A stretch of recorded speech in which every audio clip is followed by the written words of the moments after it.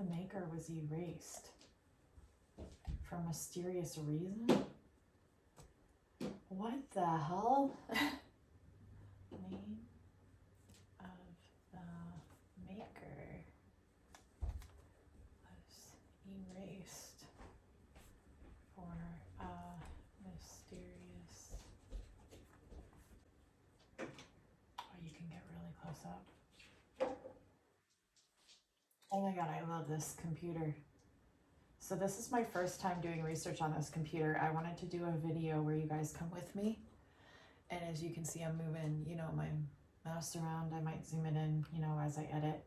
I'm doing research right now because today is, not because of anything actually, today is Mary Magdalene's feast day. And then I was getting messages about the rose in the garden yesterday on my live stream, if you were there. And today it pointed me to a post that my friend had posted yesterday titled The Red Anemone. And it's about the mythology between Adonis and Aphrodite, which translates or can be, you know, also shown as a symbolism of Jesus and Mary Magdalene.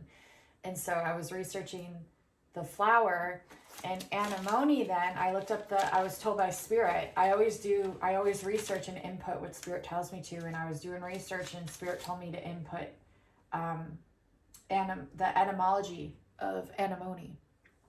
And I did, and it pointed me to the Greek god Animos.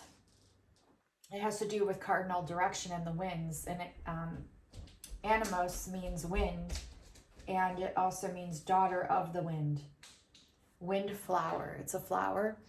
And so, yeah, it's just everything's tied in. There's a goddess of it, which I believe would be then Aphrodite, but I'm looking into that still. Sea anemones were also named after the anemone flower.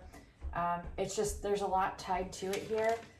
And because it's poisonous. The flower is poisonous. And if you know much about the story of Mary Magdalene, she was poisoned by the poison of the 7 devils. So it wasn't actually 7 demons. It was a poison called the 7 devils that she was poisoned with.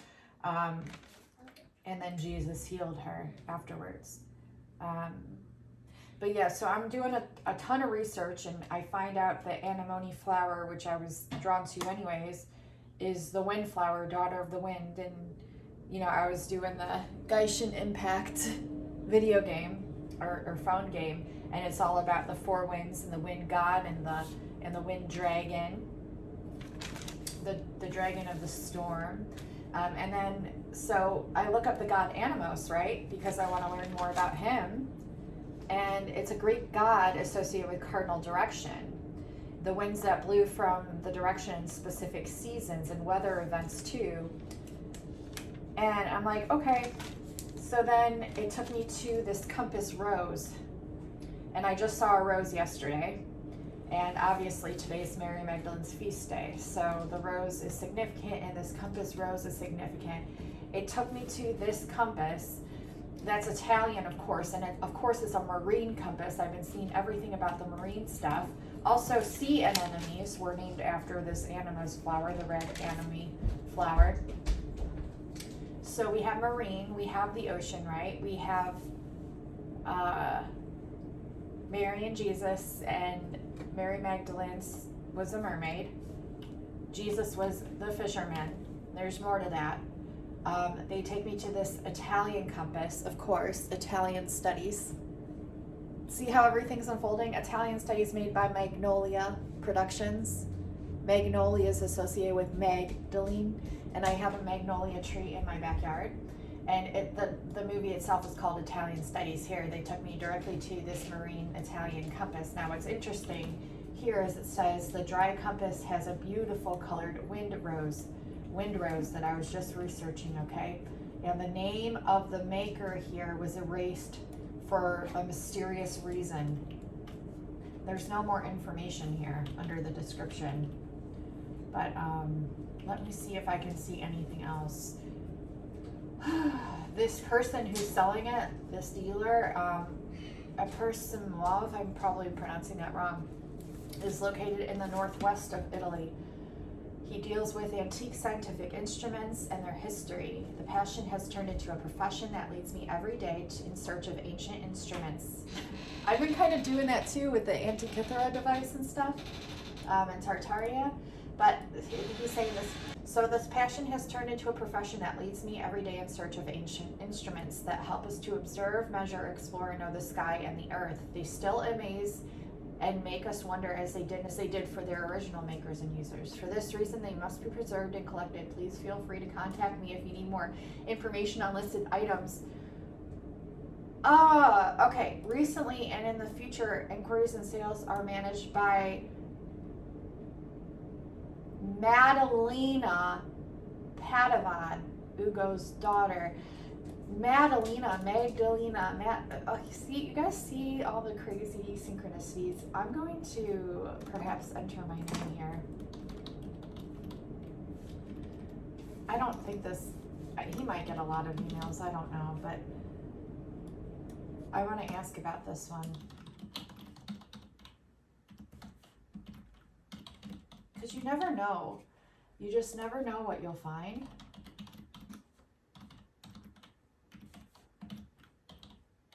And I thought it'd be fun to take you along this research journey with me because I'm always doing research and coming across really cool things, and yeah.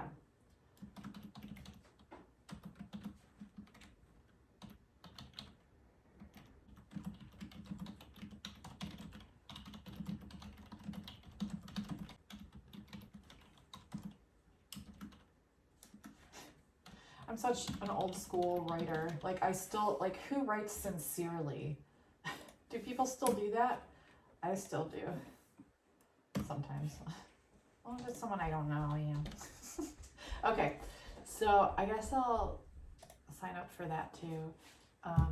Just because I'm curious, like, equinoctial dial. What the hell? I was hearing, okay, so I got a message too before this that today is an equinox, but it's not. Our dates are all messed up, so maybe 7/21, 7/22 is an equinoxial date, but then I see this rare first half of 19th century English equinoctial dial. It's like the Antikythera, kind of, right? So I'm going to click on that too. Let me write that down.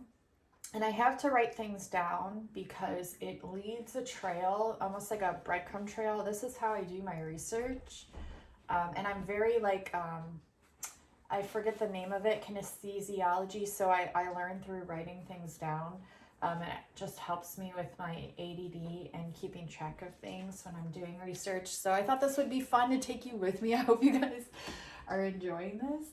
So I'll just show you what I typed here, or I can zoom in, but it says, hello. And I was brought here to this page of the rare Italian compass. I was reading more about this in your description of it, that the name of the maker of it was erased for mysterious reason, quote unquote. And I was wondering if you might happen to know why or have any other information pertaining to this specific compass. I'm very curious to know. Thank you so much for your time. Sincerely, Kimberly. Okay, I'm not a robot. It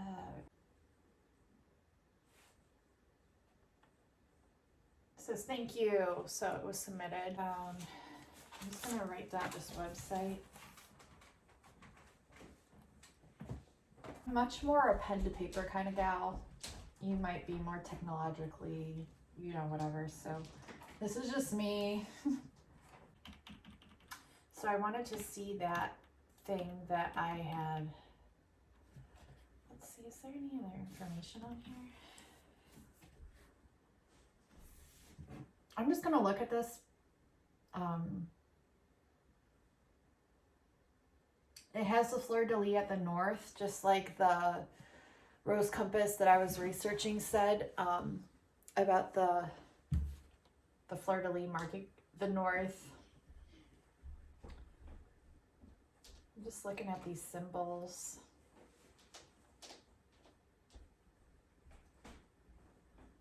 It's really different. And it's got, this is the message that it has inside of here. And I don't think this person necessarily knows what the translation is, but I think it was made in 1719, but it's, we can actually take this. We're gonna copy it and we're gonna put it into Google Translate. And I love doing this. Okay, so it's not translating it. It's saying Italian is detected.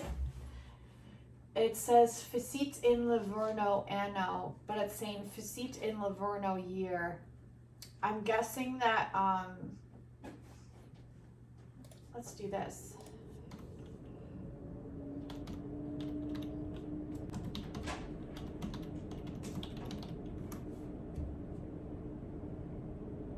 He made it. Facit means he made it. Okay, so Facit, but I want to see, that's just Facit. Okay, so this is like really cool. I love doing, you might not be getting much from this one, but it's okay. He made it. Livorno.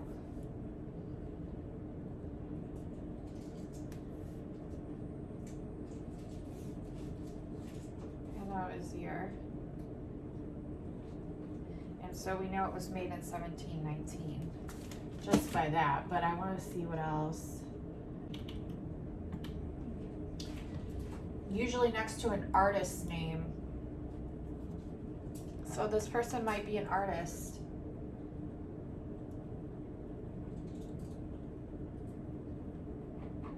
Okay, this is like the fucking weird shit that I'm doing right now. I don't know why, but it might make sense soon because it might take us to something cool. It might lead us nowhere too, like, and that's okay too. That's the fun of it. Okay, so we started here with Tartary. It took us to this compass, right? It led us to here where the name is not shown because the maker was erased for mysterious reason. That is curious. I interpreted this. We found out it's made in the year 1719. Okay. And that's named usually after an artist, but let's see, that's not what I want.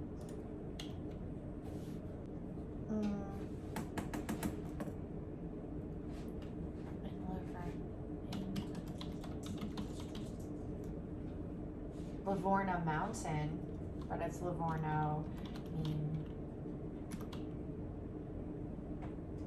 Okay, so Livorno is a port in west central Italy in Tuscany on the Ligurian Sea. See, I am finding this crazy. What the fuck? Okay, so I figured it was a place. I'm just trying here. Okay, so Italian Livorno shipyards. I've been getting a lot about the ships. Another name for Livorno. English Leghorn, French Livorno, Latin Liburnum, or Liburnum Porto, city in Tuscany. Yeah, it's got to be this. It's central Italy. This is saying it's west central, so that's very.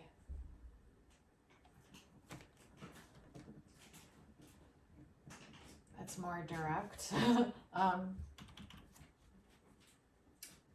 God, I'm like so intrigued now. Like, who is this person that made this compass? And why is it taking me here?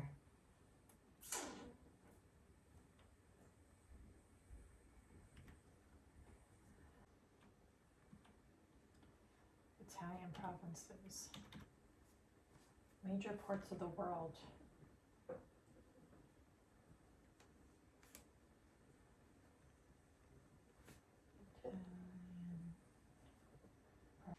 It might be an artist from some, which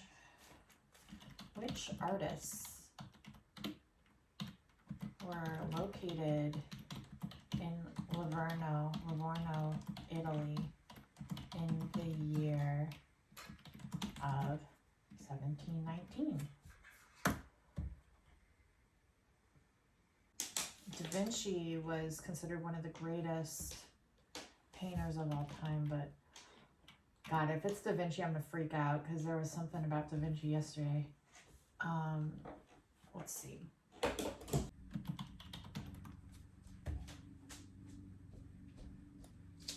Okay, so it couldn't have been him. because Da Vinci was alive from 1452 to 1519. So I just Googled which artists were alive during the year 1719 in Italy.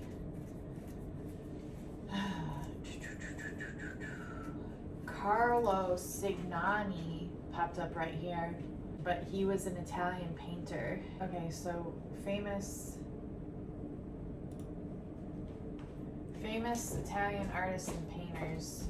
And they had a list of them here. Da Vinci. Okay. What historical events happened in 1719?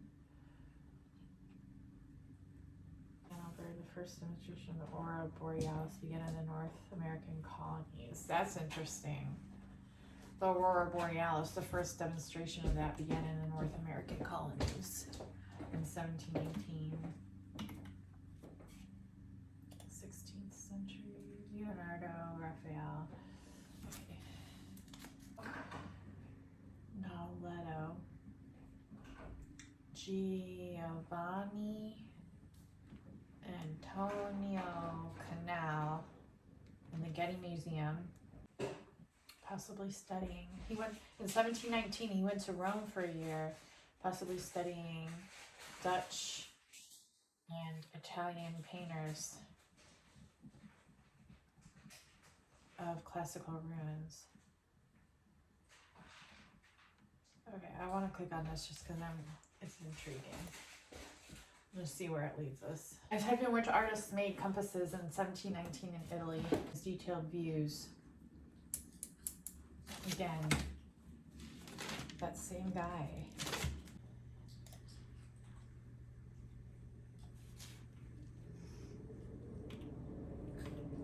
He died born October 18th and died April 20th.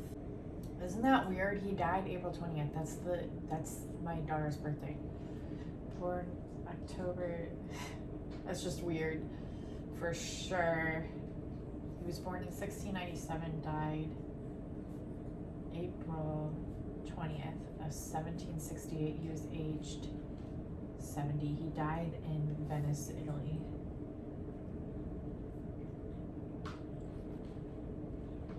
This might give us some clues here. His notable works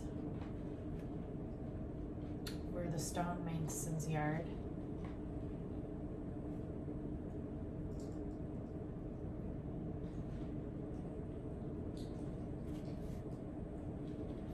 so let's see.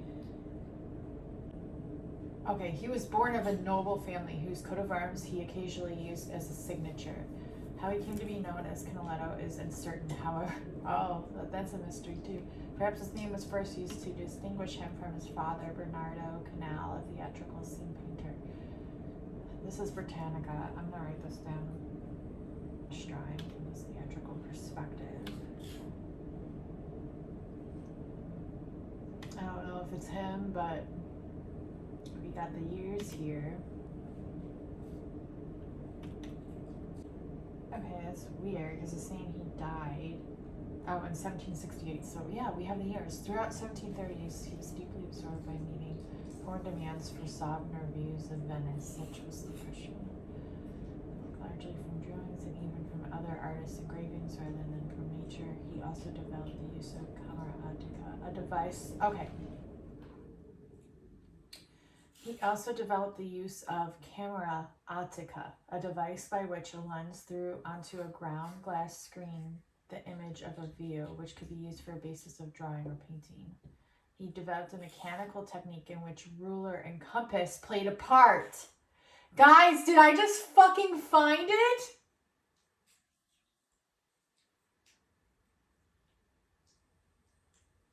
Did I just find it? I don't know for sure, but this is interesting.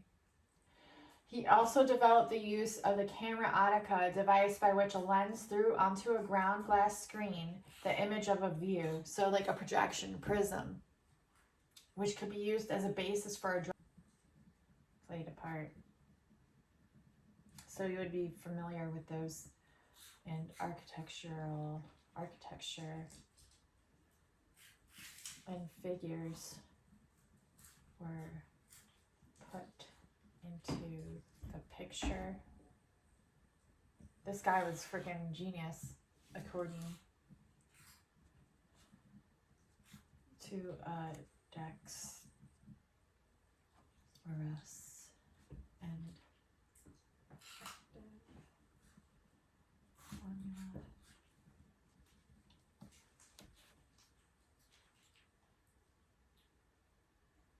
Such a vast number of views of Venice were produced during his lifetime that it is thought that Canaletto is ahead of a large studio, but there's no evidence of this.